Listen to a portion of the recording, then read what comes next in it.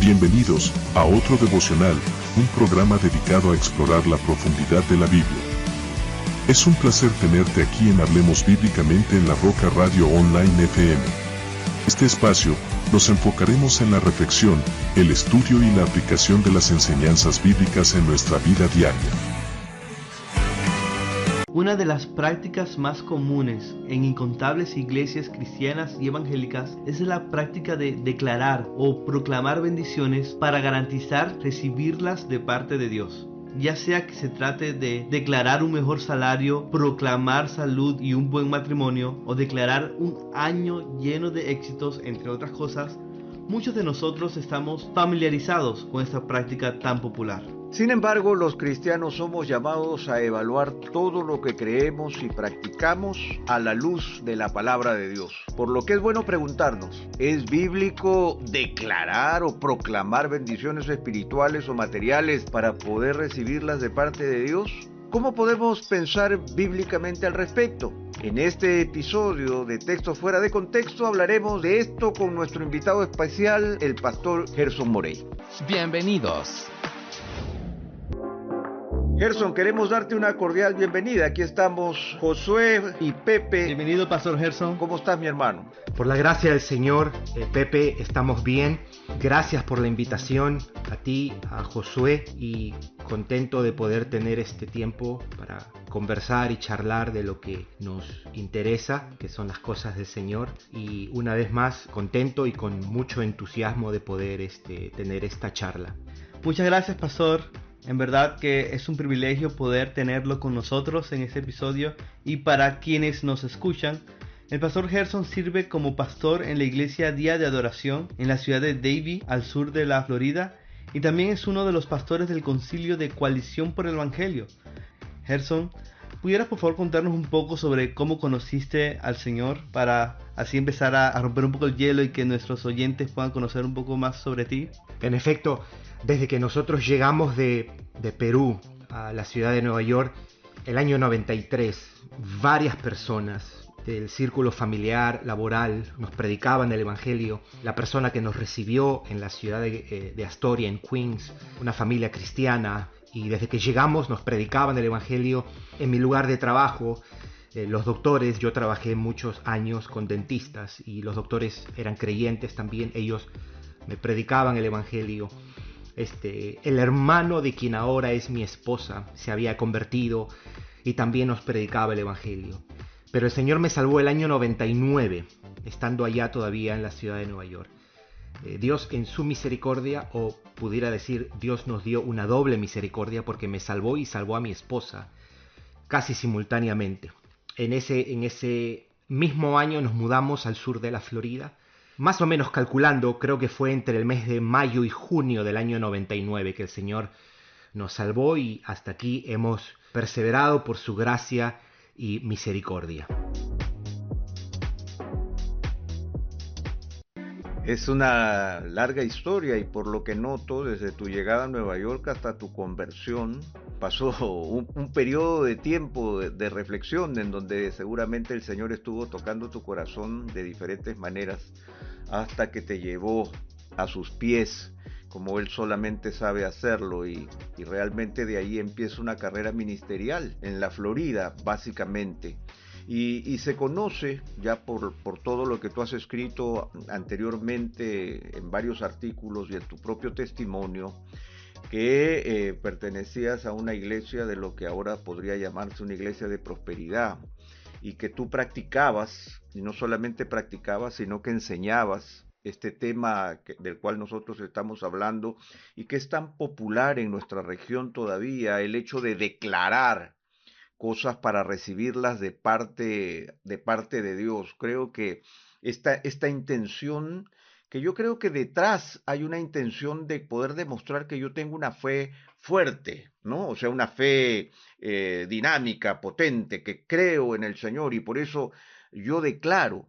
Sin embargo, tú has llegado a ver esa práctica como no bíblica, ¿no? Y esto es algo con lo que algunos de nuestros oyentes también pudieran sentirse identificados. Por eso te pido que nos cuentes por qué dejaste de declarar bendiciones para recibirlas. ¿Cómo el Señor te llevó de esa fe declarativa a otra fe? ¿Y cuál es esa fe? ¿Dejaste de tener fe? ¿En qué te convertiste, por decirlo de alguna manera? Sí, yo creo que fue un proceso de revisión, primeramente, fue un proceso de decepción y al final de ajuste o de corrección, si pudiera decirlo. Revisión porque estaba revisando de alguna manera las convicciones y las prácticas, ¿verdad? Decepción porque me iba encontrando uno tras otro de que lo que había de alguna manera creído y confesado y practicado no se correspondía al testimonio de las escrituras. Y de corrección, porque comencé a pedirle al Señor a tratar de ser más congruente con lo que las escrituras enseñan. Pero yo creo que hubieron algunos factores que contribuyeron, ¿verdad? Lo primero es que advertí que no era una práctica bíblica. Texto tras texto, seguramente en el transcurrir de la conversación vamos a mirar algunos, pero era como ir descubriendo texto por texto de que la lectura que le estaba yo dando a esos pasajes no era la correcta como tal. Quizá uno de los más simbólicos pudiera ser el de Santiago 4, cuando Santiago le dice: oh, vamos ahora los que dicen, hoy y mañana iremos a tal ciudad y entraremos allá y traficaremos y ganaremos. Eso está en Santiago 4, 13 al 15. Cuando no sabéis lo que será mañana, porque ¿qué es vuestra vida? Ciertamente es neblina que se aparece por un poco de tiempo y luego se desvanece, en lugar de lo cual deberías decir, dice el apóstol Santiago: si el Señor quiere, viviremos y haremos esto o aquello. Entonces comencé a encontrarme con textos que de alguna manera le había dado una lectura equivocada. Ese pasaje en Primera de Juan capítulo 5, cuando dice: y sabemos que Él nos oye en cualquier cosa que pidamos. Sabemos que tenemos las peticiones que le hayamos hecho. Pero ese pasaje en el versículo anterior dice que si nosotros pedimos alguna cosa conforme a su voluntad, Él nos oye.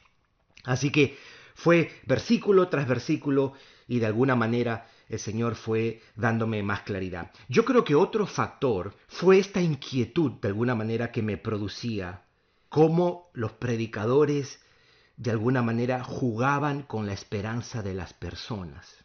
En ocasiones, en la televisión, a los lugares que uno iba, uno miraba el predicador de la prosperidad invitando a las personas: sí, tú tienes que declarar y quizás hasta tienes que sellar, digamos, eso con una ofrenda de fe y demás.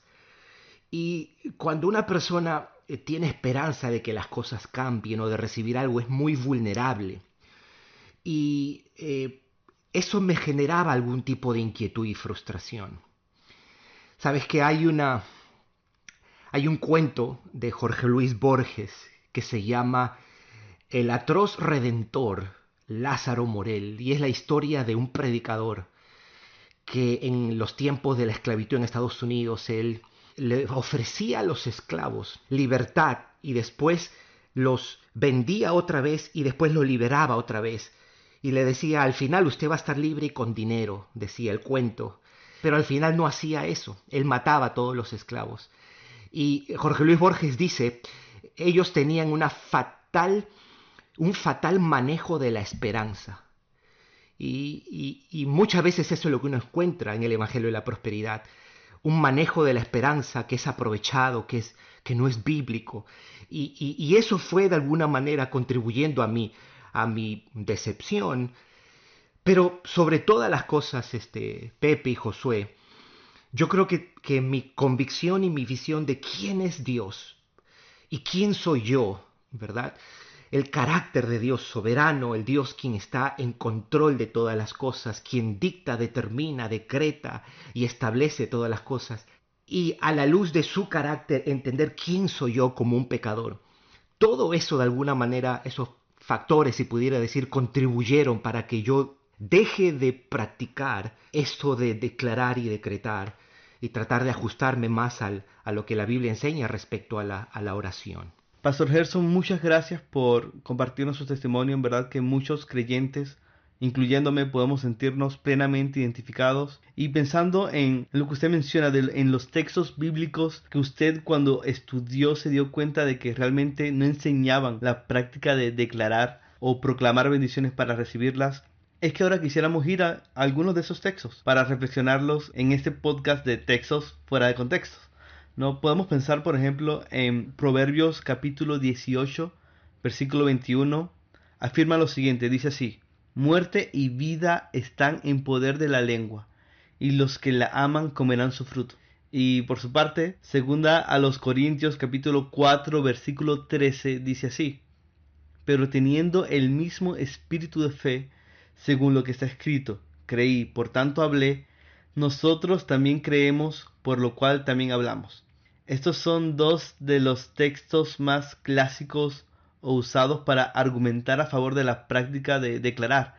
¿Cómo podemos entender estos pasajes bíblicos? ¿Cómo fue que usted, al estudiarlos, se dio cuenta de que realmente no enseñan esto de declara y recibe o proclama y sé bendecido?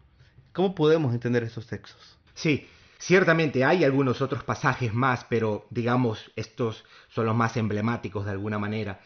Lo primero que podemos decir es que los dos pasajes no son pasajes acerca de la oración. Ninguno de los textos está hablando acerca de la oración. El que citas de Proverbios 18, el pasaje es una advertencia, primeramente, contra dos tipos de pecados que se cometen con la lengua, ¿verdad? El tenor de ese pasaje, de alguna manera, es advertir a los creyentes contra el mal uso de la lengua, pero en un contexto particular, en el contexto de nuestras relaciones con otras personas. Así que ya de por sí tenemos que el pasaje no está hablando de la oración. En los versículos, por ejemplo, de ese mismo texto, versículo 6, dice que los labios del necio traen contienda. Es decir, el hombre o las palabras del hombre necio crean conflicto, crean enemistad, crean contienda. Y después más abajo en el versículo 8 dice, las palabras del chismoso son como bocados suaves. Así que el pasaje, por decirlo de una manera, es una advertencia en contra de usar la lengua de una manera pecaminosa en nuestras relaciones, ¿verdad? Los chismes y las palabras que ofenden y generan contienda. Entonces, en esas circunstancias, Salomón, el proverbista, él dice, el poder de la vida y la muerte está en tu lengua, queriendo advertir, hey, tú puedes generar mucho problema con tu lengua para ti y para otras personas. La idea de la vida y la muerte es como una metáfora en un sentido. Pero el pasaje no está señalando de que yo tengo poder para crear o para declarar las cosas o decretar o la oración. Es una advertencia, es una exhortación a usar la lengua de una manera responsable, de una manera piadosa, de una manera sabia en nuestras relaciones. Eso es lo que diría en el capítulo 18, versículo 21 de Proverbios.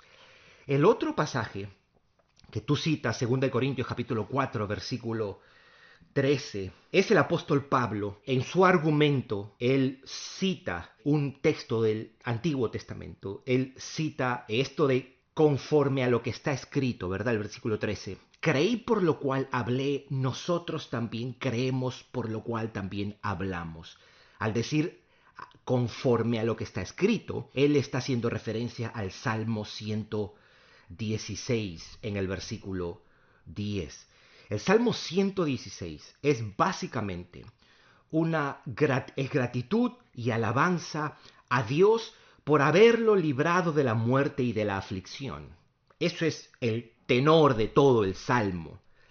Y lo que él dice, el salmista, lo que dice es, creí, por tanto hablé, estando afligido. O para decirlo de una manera más sencilla, yo seguía creyendo incluso cuando decía que estaba afligido. Note lo que está haciendo el salmista. Yo seguía creyendo incluso cuando decía que estaba afligido. Entonces, el apóstol Pablo toma esto y lo pone en su argumento para identificarse con él, ¿verdad? Que él A pesar de estar en aflicción, él daba gracias a Dios y alababa a Dios. Y él ahora aquí, él toma la experiencia del salmista y se identifica con esa experiencia y confiesa él que incluso en su aflicción, él va a seguir proclamando el Evangelio, porque si tú miras lo que está diciendo en el capítulo 4, él está hablando de que nosotros siempre estamos entregados a muerte, de manera que la muerte actúa en nosotros, pero teniendo el mismo espíritu de fe, conforme a lo que está escrito, creí por lo cual hablé, nosotros también creemos por lo cual hablamos. Vamos a seguir como el salmista, a seguir proclamando, a seguir hablando de las bondades de Dios, a pesar de que estemos nosotros en aflicción. Así que el texto no está diciendo o no está invitando a proclamar o más bien a declarar o a decretar las cosas. Yo añadiría un texto más, queridos Pepe y Josué, porque en el libro de Números capítulo 14 el Señor le dice al pueblo que así como hables a mis oídos, así yo haré con vosotros, dice. Eso está en Números 14, 28. Así como tú hables a mis oídos, yo haré con vosotros. Y muchos toman ese pasaje para decir, ya ves, si tú hablas bendición, Dios te va a dar bendición. Si tú hablas maldición, Dios te va a dar maldición. Pero eso no es lo que el texto está explicando, porque esto es una advertencia, esto es un reproche que Dios le hace al pueblo, porque en el versículo 27 el Señor pregunta, ¿hasta cuándo oiré esta depravada multitud que murmura contra mí las querellas de los hijos de Israel que de mí se quejan? Diles, vivo yo, dice Jehová, que según habéis hablado a mis oídos, así haré yo con vosotros. En otras palabras, esto de así como tú hables a mis oídos, yo haré contigo, es una advertencia y un reproche que Dios le hace a su pueblo en vista de que se están quejando contra Dios y que están murmurando contra Dios. Gracias, Gerson. Y qué importante en estos tres textos que has mencionado, qué importante es el contexto y qué importante es tener una visión más clara del panorama de la Biblia y qué importante es poder observar la Biblia no como píldoras, ¿no es cierto?, de fe, sino como el testimonio de Dios ampliado a lo largo de toda la Escritura, de tal forma que no me puedo perder ni puedo tomar un pasaje y llevarlo al contexto que yo quiera solamente porque estoy leyendo unas 3 o 4 palabras. Qué importante lo que has mencionado y yo creo que en esos 3 pasajes que se usan de una manera equivocada, literalmente equivocada, es que solamente el contexto nos puede dar la realidad de lo que el Señor está diciéndonos y está llamándonos a hacer. Sin embargo, Gerson, yo quisiera presionarte un poquito porque aunque estos 3 pasajes que has mencionado requerían de un contexto, en Marcos, el capítulo 11, cuando Jesús está caminando con sus discípulos y descubren la higuera que se había secado, ¿no? Jesús les responde, porque los discípulos dicen, mira, se secó la higuera, ¿no? Que el Señor ya había actuado sobre ella. Y Jesús les responde, tengan fe en Dios. Marcos 11, 22, y le dice, tengan fe en Dios. ¿Cómo el Señor ilustra esta fe en Dios y les dice, en verdad les digo que cualquiera que diga a este monte, quítate y arrójate en el mar, y no dude en su corazón, sino crea que dice que va a suceder, le será concedido? Y por eso les digo que todas las cosas por las que oren y pidan, crean que ya las han recibido y les serán concedidas. Te soy muy sincero, yo no he sido nunca del movimiento de declarar ni de una de esas cosas, pero este pasaje siempre ha sido un pasaje difícil de llevar a mi corazón y de entender. Señor, yo tendré esa fe suficiente. Y esta fe, y en las palabras de Jesús, toma el monte, quítate, arrójate al mar, no dudar en el corazón y le será concedido. Yo imagino que ese es un texto también que se usa mucho, pero ¿cómo entenderlo en su real dimensión? ¿Qué nos está diciendo nuestro Señor Jesucristo aquí en Marcos 11 con respecto a la fe y esta petición valiente al Señor? Sí, el pasaje está dentro de una sucesión, si se quiere, de juicios que el Señor trae. Si uno mira Marcos 11, uno va a ver que la maldición de la higuera coincide con la purificación del templo y la higuera seca o estéril es una metáfora, ¿verdad? De la esterilidad espiritual de Israel, de los judíos y demás. Es primero una declaración que hace el Señor acerca de juicio. Pero tomar el pasaje, las palabras del versículo 23, de cierto os digo que cualquiera que dijere a este monte, quítate, eche en el mar, y no dudar en su corazón, si no creyere, será hecho, lo que diga le será hecho. Por tanto, la lectura que yo le doy a esto, querido Pepe, es la explicación del versículo 23 es el versículo 24, ¿verdad? Cuando él está diciendo, si tú dijeres a este monte esto, si tú oras con fe, yo te lo va a suceder, va a responder. Por eso es que él aclara y él dice, o para decirlo de otra manera, el versículo 24 es una aclaración. Si nosotros pensamos y tomamos el versículo 23, el Señor diría, hey, aguanta tus caballos. Lo que estoy diciendo es esto. Lo que estoy diciendo es, si tú pidieres creyendo, si tú oras creyendo, yo te lo voy a dar, tú vas a recibir. Esto es una invitación a la oración, porque el hecho de que Dios sea soberano, el hecho de que Dios sea quien el único que pueda decretar y declarar que solamente se va a hacer la voluntad de Dios, no debería hacernos negligentes en la oración. El pasaje es una invitación a orar. Nosotros tenemos que orar. Cuando alguien está enfermo, yo tengo que orar, Señor, te pido que sanes a mis hijos, sana a mi esposa. Si no tengo un trabajo, Señor, yo te pido que tú me concedas un trabajo. Tú eres un buen padre, tú abres las puertas, tú provees. Señor, yo te pido que tú hagas esto. Así que esto es una invitación a la oración. Yo no debo concluir de que en vista que no tengo poder para declarar, entonces no hay nada que pueda hacer, voy a dejar de orar. Eso sería una conclusión errada. El pasaje es una exhortación, yo diría, a un acercamiento reverente y humilde al Señor para orar y nosotros pedir. Es una exhortación para nosotros orar. ¿Por qué? Porque en la Biblia encontramos una y otra vez, pedid y se os dará. El apóstol Pablo decía, por nada estéis afanosos, antes bien sean conocidas vuestras peticiones. Y primera de Juan, un pasaje que cité casi al comienzo, dice, y si nosotros pedimos alguna cosa conforme a su voluntad, Él nos oye. Si pedimos alguna cosa conforme a su voluntad. Así que tenemos aquí una invitación que el Señor nos está haciendo. El Señor no nos está enviando vayan por todos los montes y díganle a los montes que se tiren al mar. No, Él está usando esta metáfora y está explicando el versículo siguiente, qué es lo que Él quiere decir con esto. Y Él nos está invitando, oren, oren, no dejen de orar y no dejen de creer que yo voy a responder. Y ciertamente Dios responde a la oración de su pueblo. Dios a la mujer que no puede tener hijos, abre el vientre la matriz y le da hijos al hombre que ha perdido su trabajo, al hijo que se ha enfermado. El Señor responde oraciones cuando nosotros nos acercamos y nos acercamos con fe.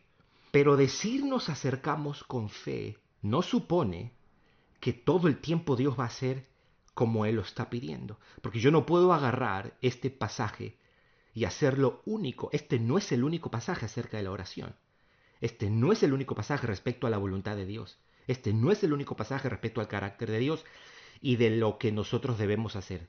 Son otros pasajes que nosotros debemos traer a la luz de esto. Eso es lo que yo te diría, mi hermano. Muchas gracias por su respuesta. Definitivamente Dios nos llama a pedir conforme a su voluntad, pero su voluntad muchas veces no coincide como nosotros quisiéramos que respondiera.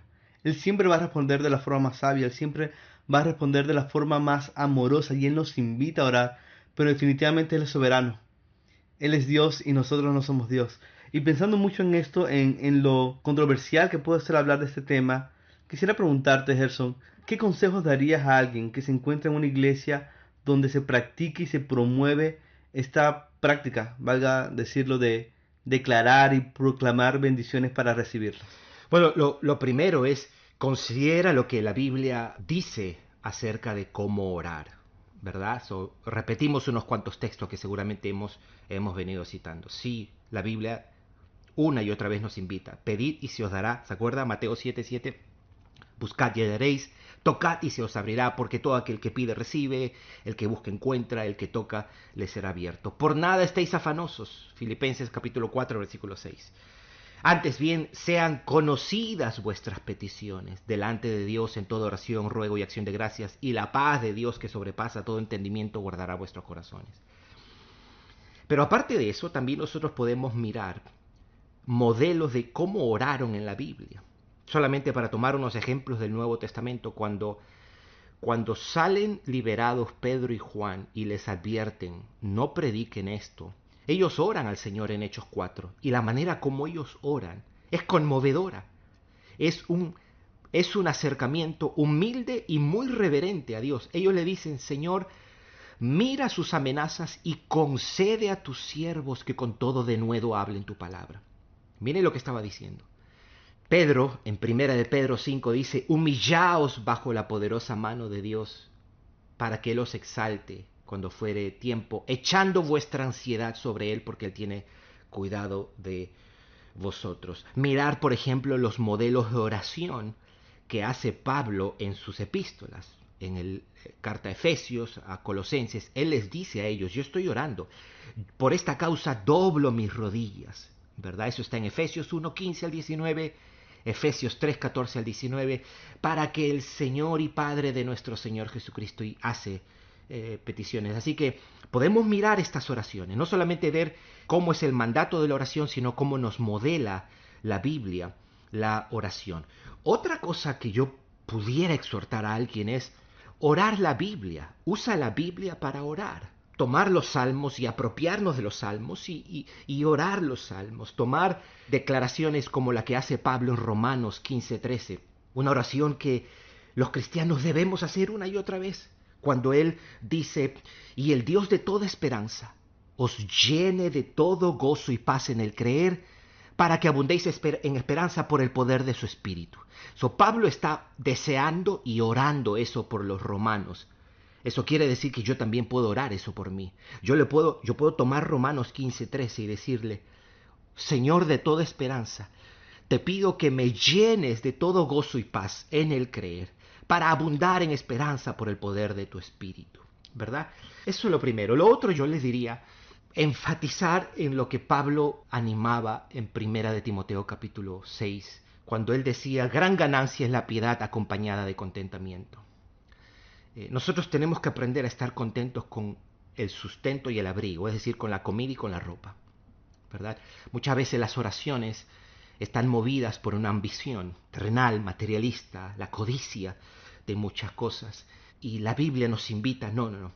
Tú tienes que estar contento con lo que Dios ha ordenado para ti. Confía en lo que Él te ha dado, en lo que Él ha determinado. Esto no es una invitación a cruzarnos de brazos y no salir a trabajar y no tener aspiraciones. Nada de eso. Pero es un llamado al contentamiento. Y otra cosa más que yo añadiría, mis hermanos, es que usted recordará en 2 Corintios 12, Pablo está pidiéndole al Señor: quítame este aguijón. Él hablaba del aguijón en la carne. Aparentemente, si uno mira el pasaje, él parece que está haciendo referencia a las aflicciones, a la persecución, aunque ha habido de alguna manera un misterio de qué cosa era esto, ¿verdad? Pero el punto es que él estaba pidiendo al Señor: quítame esto, remuéveme esto. Él no estaba declarando, él no estaba decretando. Y lo más glorioso del pasaje es lo que el Señor le dice, porque Él le dice: Pablo, mi gracia es suficiente. O, como dice Reina Valera, bástate mi gracia. Y lo que sigue después es una explicación. Le dice: porque mi poder se perfecciona en la debilidad. Y aquí yo quiero señalar algo. Pablo está igualando la gracia con el poder.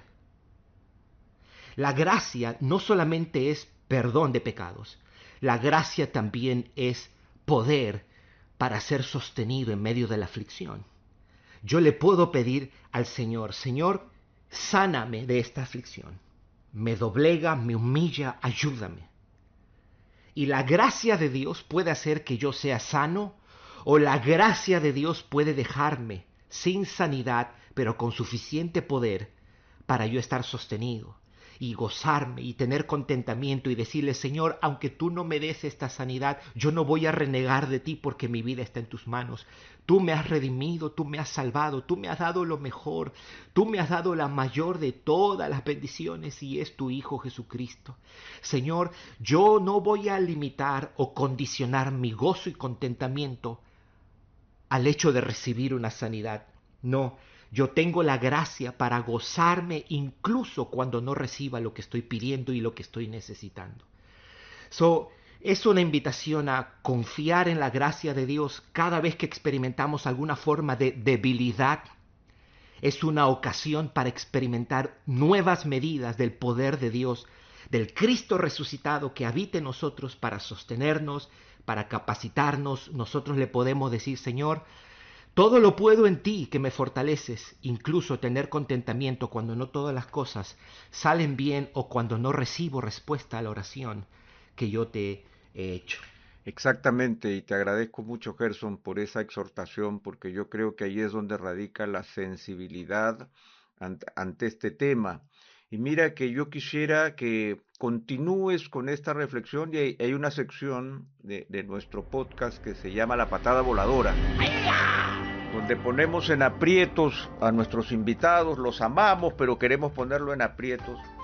Y realmente muchas veces hablamos de estas prácticas de declarar, ¿no es cierto?, y reclamar, pero juntamente con lo que tú has dicho, muchas veces hay una necesidad latente, ¿no? Hay algo que me lleva a moverme de esa manera y en lugar de tener una actitud humilde, yo respondo con esta casi agresividad delante del trono de Dios. Pero leyendo el Salmo 115, que es un salmo, o sea, que habla del contraste entre los ídolos y el Señor, el salmista dice, no a nosotros, Señor, no a nosotros, sino a tu nombre da gloria por tu misericordia, por tu fidelidad.